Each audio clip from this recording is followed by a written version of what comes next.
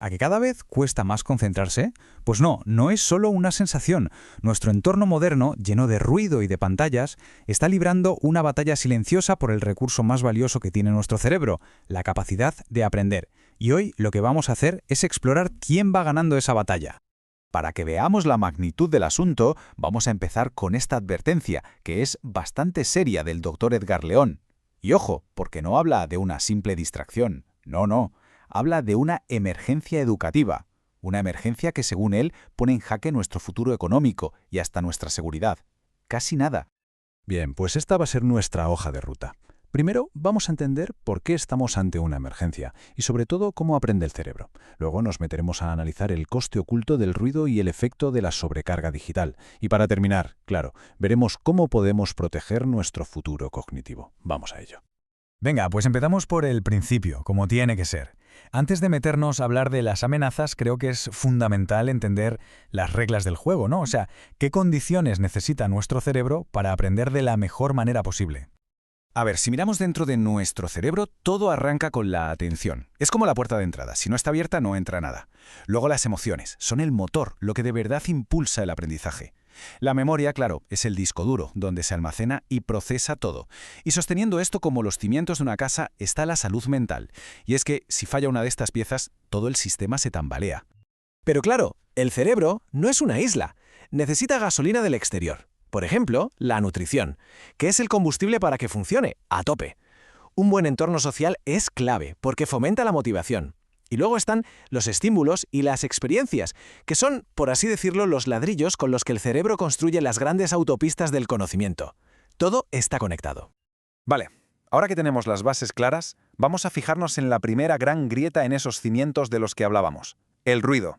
Y ojo, no me refiero a una simple molestia, a algo que nos fastidia un poco. No.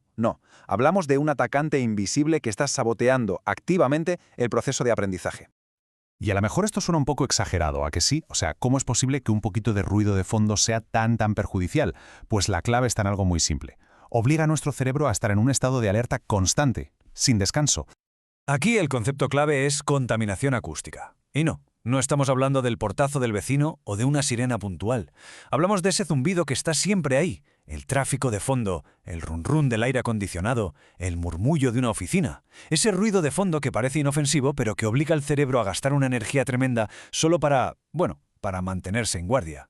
Y esto provoca una especie de reacción en cadena. A ver, paso a paso. Primero, el ruido interfiere. Esto obliga al cerebro a hacer un sobreesfuerzo tremendo solo para poder filtrar lo que es importante. Claro, este esfuerzo extra acaba produciendo fatiga cognitiva. Y con un cerebro agotado, pues ¿qué pasa? Que el aprendizaje inevitablemente se ralentiza. Pero es que el impacto no es solo cognitivo, ¿eh? Es físico, biológico. El ruido constante eleva el cortisol, la famosa hormona del estrés, y eso nos vuelve más irritables, nos genera ansiedad, pero quizá el golpe más duro se lo lleva el sueño. Altera la calidad de nuestro descanso, que es precisamente el momento sagrado en que el cerebro consolida todo lo aprendido. La ecuación es simple. Menos sueño de calidad es igual a peor memoria. Así de claro. Y para que nos hagamos una idea, aquí va un dato que es brutal. La OMS recomienda que en las aulas no se superen los 35 decibelios. ¿Y cuánto es eso? Pues para que nos entendamos, es el silencio de una biblioteca. Ahora, pensemos por un momento en una clase normal, una oficina o incluso en nuestras propias casas. La inmensa mayoría de esos lugares superan ese límite, pero por mucho, ¿eh? En resumen, es que es muy sencillo. El ruido convierte el aprendizaje en una batalla constante. El cerebro se ve forzado a dedicar sus valiosísimos recursos a defenderse, a poner un escudo, a filtrar, en lugar de dedicarlos a lo que debería, a absorber y procesar la información nueva. Bien, pues dejemos el ruido por un momento y pasemos a la segunda gran grieta en los cimientos. Si el ruido era un ataque, digamos, por el oído, la sobrecarga digital es un asalto directo frontal a nuestra capacidad de atención. Para entender bien el daño que esto provoca, tenemos que hablar de una cosa que se llama funciones ejecutivas. Pensemos en ellas como si fueran el director de orquesta del cerebro, ¿vale? Se encargan de planificar, de concentrarse, de ignorar distracciones. Son cruciales para cualquier tarea compleja. Y lo más importante es que en la infancia este sistema está literalmente en obras, en plena construcción. Y claro, la sobreexposición digital interfiere de lleno en ese proceso. Aquí lo que está pasando, en el fondo, es un choque de trenes entre dos modos de pensar. Por un lado, el aprendizaje de toda la vida, el profundo, necesita atención sostenida, o sea, la capacidad de enfocarse en una cosa durante un buen rato. Pero por otro lado, el entorno digital nos entrena para justo lo contrario, para saltar de un estímulo a otro, para buscar la gratificación instantánea, el aquí y ahora. Son dos mundos opuestos. Esta frase, la verdad, lo clava. Lo que estamos haciendo es entrenar al cerebro para que valore la velocidad por encima de la reflexión, es decir, que aprenda a reaccionar rápido en lugar de a pensar en profundidad, a saltar de un estímulo a otro sin parar, perdiendo por el camino esa capacidad tan humana de conectar ideas, de ver el cuadro completo. Y ojo, que las consecuencias no son una teoría, son medibles, hay datos. Un estudio muy importante de la revista JAMA encontró una correlación directa. A más horas de redes sociales al día, peores resultados en test de vocabulario y memoria. La diferencia, nada menos que 5 puntos. Para quien no lo sepa, en el mundo de la educación, 5 puntos es una brecha enorme. Y claro, los costes se van acumulando, uno tras otro. La luz azul de las pantallas nos sabotea el sueño. El simple hecho de tener el móvil cerca, aunque esté boca abajo, ya nos consume recursos mentales. Las redes sociales nos meten en esa espiral de ansiedad, el famoso FOMO. Y poco a poco, casi sin darnos cuenta, se van deteriorando hasta nuestras habilidades sociales en el mundo real, como la empatía. Bueno, hasta ahora hemos visto las dos grandes amenazas por separado, el ruido y las pantallas.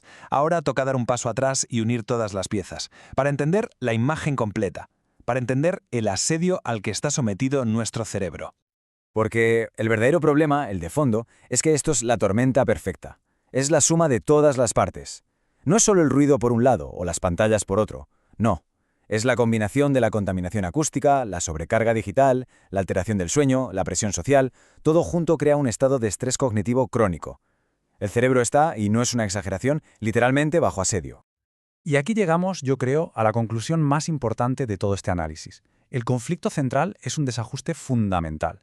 Hemos construido un mundo, un entorno, que en muchísimos aspectos está en contradicción directa con nuestra propia biología cognitiva, con cómo nuestro cerebro ha evolucionado durante miles de años para aprender y funcionar. Y vamos a cerrar con una reflexión que creo que es inevitable. Si es verdad que nuestro entorno moldea nuestras mentes, entonces la pregunta es obligada. ¿Qué tipo de mentes estamos construyendo? ¿Qué capacidades estamos potenciando? Y, lo que es más preocupante, ¿cuáles estamos dejando que se atrofien? La respuesta que demos a esta pregunta, como sociedad, definirá nuestro futuro. Ahí lo dejo.